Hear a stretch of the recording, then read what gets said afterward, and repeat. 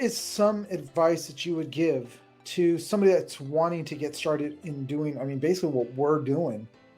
And yeah, go for it. What would you say? For the most part, don't be afraid to just do it, right? We've been making jokes and everything like that about like just do it and everything like that, but for the most part, it's really you're never going to be ready to start doing anything. You have to just kind of put yourself in the fryer and just go. We weren't ready to do our thing. We weren't ready to do anything that we were doing, but we just kind of did it. And just kind of learned as we went. And that's the best way to kind of learn with this, right? You have to start somewhere and then just kind of learn on your way in. You get better over time. You know what works, you know what doesn't work, and over time, you get better at doing this thing. So I mean, you're never going to be ready to do things if you think that, oh well, I have to wait until I'm ready to do it, right? Example, the show that we do on Thursdays, the build. It started off with I wanted to build Lego on stream. I didn't know what to do, so it was just okay. Well, I'm going to start doing this and asked a friend to just come on and just tell jokes and just kind of keep me company and watch the chat and things like that. And it kind of just evolved into us just talking smack, and then we started doing brackets.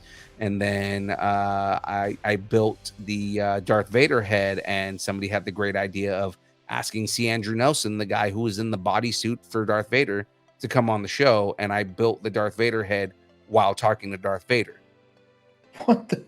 Yeah, and he had so much fun because rather than it being, let's talk about your career, it was like, tell me stories. I just want to hear stories. Just tell me everything, right? And then we started doing the bracket, and it was like, okay, who does Vader vote for, right? Does Vader vote for Vader himself, or does Vader vote for Princess Leia? Like, who does Vader vote for in this bracket? Because it was a Star Wars bracket at the time.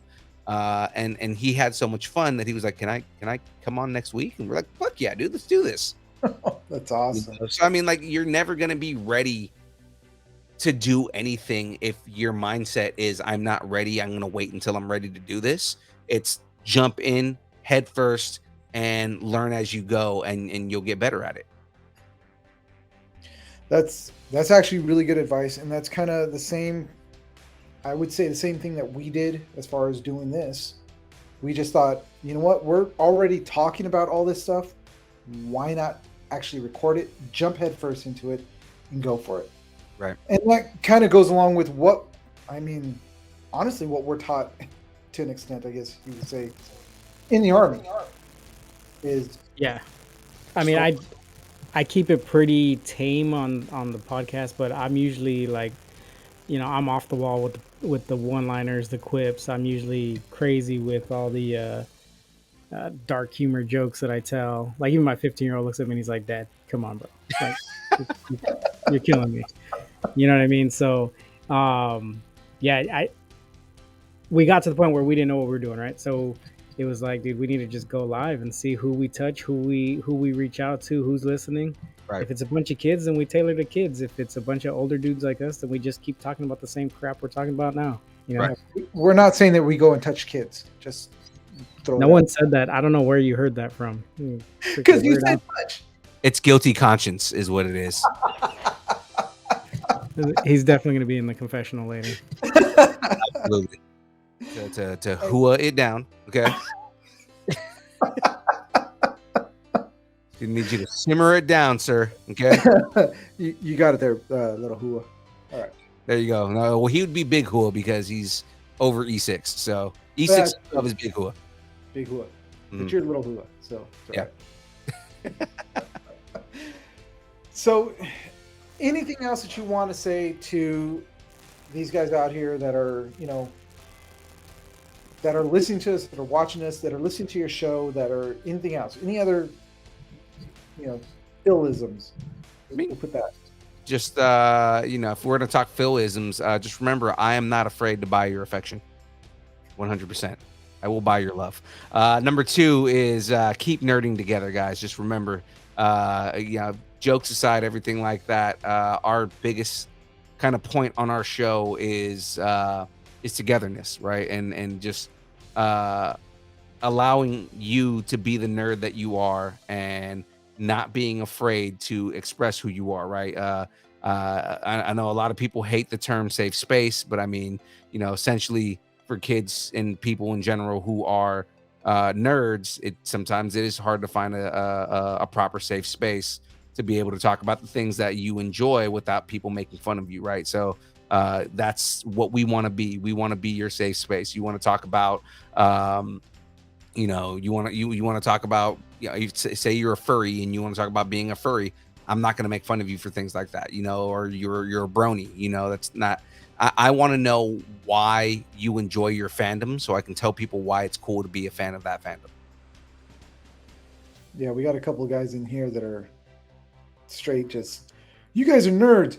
It's like, yeah, you guys are watching some stupid stuff when we're not around. We know you guys do. Oh yeah, absolutely. Dude, the unabridged version of Dragon Ball. What the hell is that, dude? Like, Dragon Ball it so Bridge bad. is the best thing that's ever been created. Dude, the abridged, like that whole abridged thing, I can't stand it, dude. Vegeta! Dude, I need Chris Sabat's voice when I hear Vegeta talk. Like, I can't do it. I just can't do it. No, okay. The dude who plays Vegeta in Dragon Ball Z Abridged, I get it's not Chris Sabat, but I mean, the jokes are the best. The jokes are funny. Like, sing the adult. I am an adult. Seeing the like memes that come from it like are hilarious, but it's like I just can't hear. I can't hear the whole episode.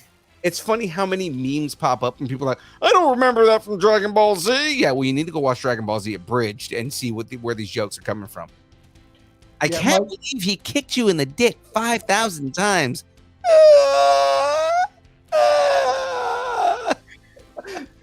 My daughter actually was like, I want to start watching Dragon Ball Z. I'm like, oh. If you say hit him really hard, I'm going to kick you in the dick. Yeah, it's just hard, man. I can't sit through it. I've tried. Like, these dudes here, these two young dudes, they're always looking at them. And I'm just like, dude, just take it away from me. Just take it away. Dragon Ball Z Abridged is the best, man. Oh, man. Gotta watch it. Gotta love Where it. did you get that muffin? Muffin button? Muffin button. But I didn't install a muffin button. Then where did I get this muffin? There's just something about the gruffness, that Vegeta usually has that I miss it when I don't hear it, dude. Like, not my Bulma. I gotta hear that scratchiness, man. What does he say? He goes, "You were hatched from an egg, right?" Yeah. Oh, I forgot. What is he goes, and you're green all over? Yeah. Are you a Yoshi? Yeah, Goku. I'm a green fucking dinosaur. Can I ride you? Dude, I definitely gotta go back and your kid, dude. Why would I let you rise me? I definitely got to go back and watch the unabridged version because this is just I missed a lot. I've actually not seen. I've only seen like whatever's up on where did I watch it? I think it was Crunchyroll or something like that. Yeah. So yeah, the abridged version again, and if you can watch them, like you can watch entire seasons as movies. Because basically you got to remember Dragon Ball Z Abridged was Dragon Ball Z Kai before Dragon Ball Z Kai was Dragon Ball Z Kai. Right. What they were doing was cutting out all the filler. And kind of part of the joke was if you cut out all the filler in Dragon Ball Z, a season of 53 episodes can roll into an hour. Yeah. Yeah. I think the longest season's like 2 hours if you do that. And they stopped that Cell Saga because Toei Animation finally, won their lawsuit and they weren't allowed to do that stuff anymore. But they got all the way to the Cell Saga. I would have loved to see Majin Buu and what they would have done with that character, but yeah, I feel like such a fake nerd because I'm just like, yeah. He's like, yeah, Majin Buu, sure, yeah, mega boobs, mega boobs. Funny enough, the next show that we're doing in Oregon, or not the next one, but we're going to be doing a show called Anna Medford. in Medford, Oregon, and they just announced that the guy who played Deborah is going to be there. So I'm going to be interviewing Deborah. Nice. When's that? That's not till later on this year.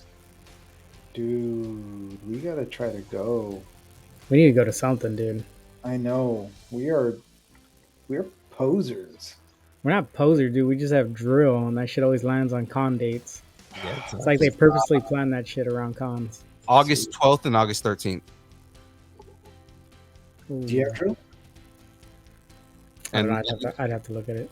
and then let me tell you, so Elise Bauman's going to be there again. She's Pan from GT.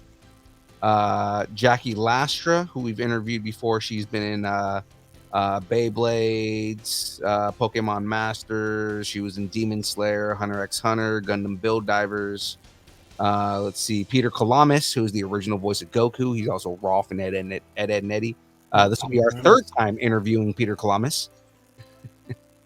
He's he was the the Blue Ocean Dove or the yeah, he was Yeah, Blue yeah. Ocean Dove. Let's see, What you said? August what again?